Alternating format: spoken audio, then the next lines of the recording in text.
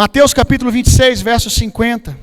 Jesus, contudo, lhe perguntou, só para você entender aqui, Jesus acabou aquele período de oração, Judas chegou com soldados, e eles estão ali para prender Jesus. Jesus, contudo, lhe perguntou, amigo, falando com Judas, para que vieste? No mesmo instante, os homens avançaram sobre Jesus e o prenderam. Eis que um dos que estavam com Jesus, estendendo a mão, puxou a espada e arrancou a orelha do servo do sacerdote. Quem vocês acham que foi? Tempo. Quem conhece Pedrão sabe que essa cena aqui só podia ser dele. Ou seja, Pedro continua confiando na força do seu braço.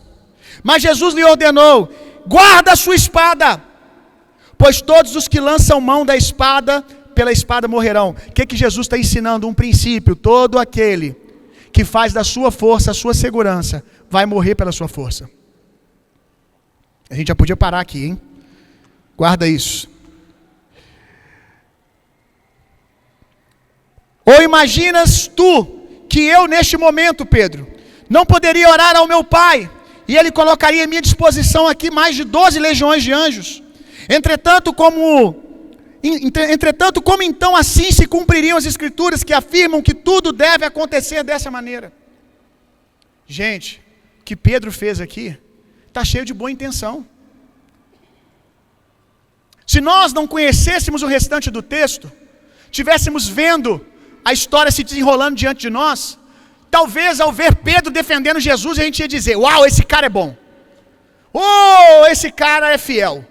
Esse é um discípulo fiel. A gente ia elogiar. Mas Jesus, assim que acontece, repreende duramente a Pedro. Eu vou parafrasear o que Jesus disse: eu não te pedi isso. Eu não te pedi nada. Por que você está fazendo aquilo que eu não te pedi? Parece muito duro aquilo que Jesus está fazendo. Mas Jesus está falando para Pedro: Pedro, eu não quero o que você quer me dar, eu quero o que eu mandei você fazer. E é aqui que muitos caem, quando começam a querer entregar para Jesus algo que é até lícito, mas não foi o que Jesus chamou você para fazer. Quantos líderes eu conheço que um dia caminharam com Jesus, mas em algum momento começaram a querer entregar para Jesus o que Jesus não pediu para eles. E ali foi o lugar da queda. Jesus receberá adoração quando houver obediência. Jesus diz aqui no final: Pedro, tudo que está acontecendo aqui, Pedro, tinha que ser assim.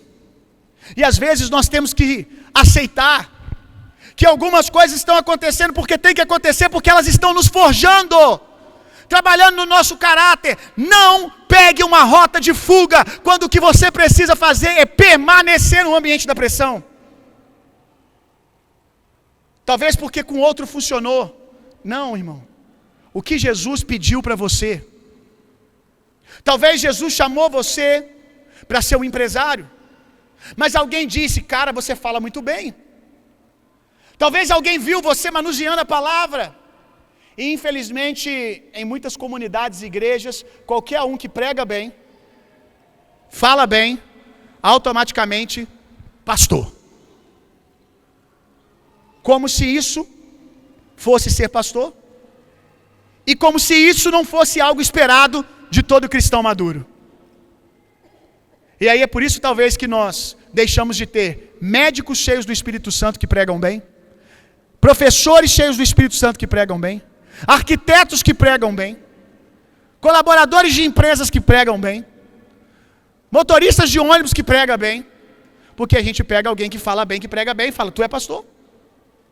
E às vezes alguém ficou insistindo: vai, assume.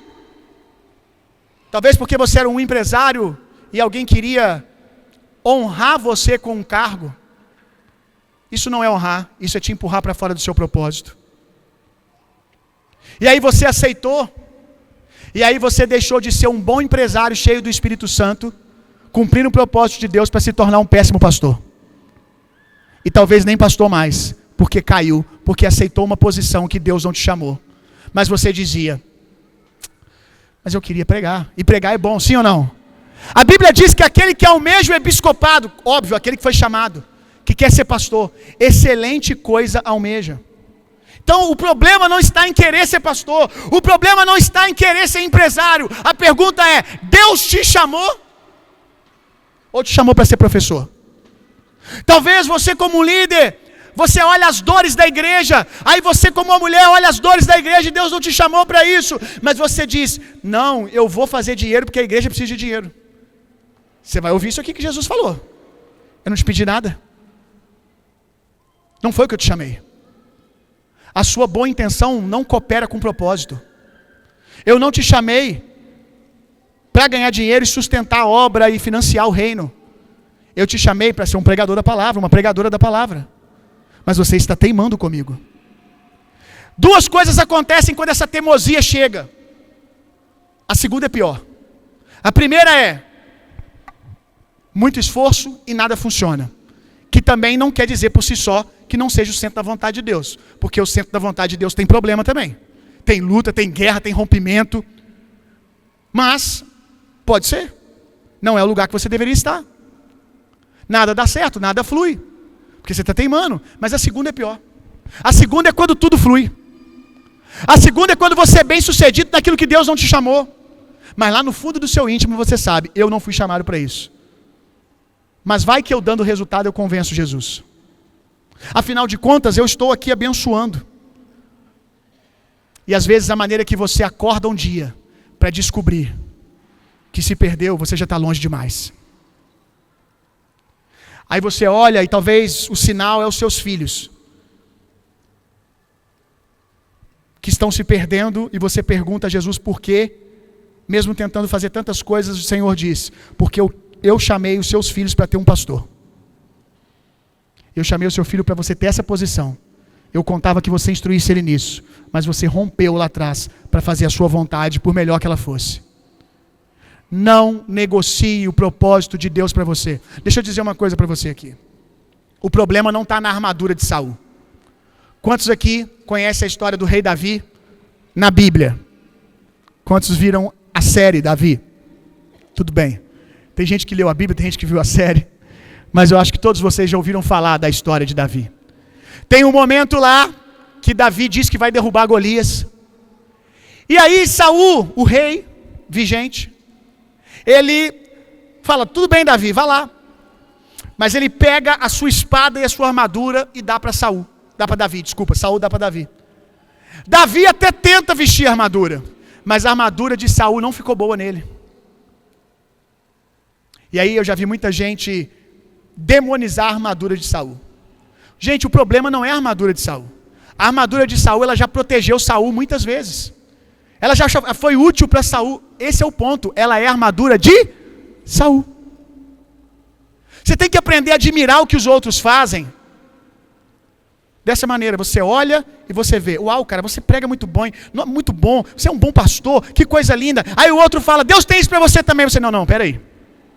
Eu admiro o que você está fazendo, eu admiro a sua armadura, uau, linda, mas ela é para você. Agora é fácil você dizer isso quando o que Deus tem para o outro é uma armadura e para você é uma armadura também. Mas e quando o que Deus tem para você é uma funda, que não parece uma arma de guerra? Que quando o que Deus tem para você é muito simples e carece de muita confiança na unção e na graça de Deus? Aí que é difícil lidar com a comparação. Quantos estão entendendo o que eu estou dizendo? Quando no outro é uma armadura e você tem que dizer: não é para mim, você olha para a sua mão, ou o outro olha, mas então o que é para você é isso aí? Uma funda. Você tem que aprender a dizer para ele: senta aí que daqui a pouco você vai ver o final da história. Fica comigo, que você vai ver o que essa funda faz debaixo da unção de Deus e da obediência à palavra. Fica comigo, que você vai ver o gigante cair na força do Senhor. Nós precisamos ter esse coração submisso. Não entre naquilo que Deus não te chamou, por melhor e mirabolante que seja a ideia. É muito mais difícil dizer não para uma ideia boa do que para uma ideia ruim. Envolve muito mais sacrifício, mas também a entrega de louvor quando isso acontece ao Senhor. Guarda o teu coração. Você vai evitar muito cansaço.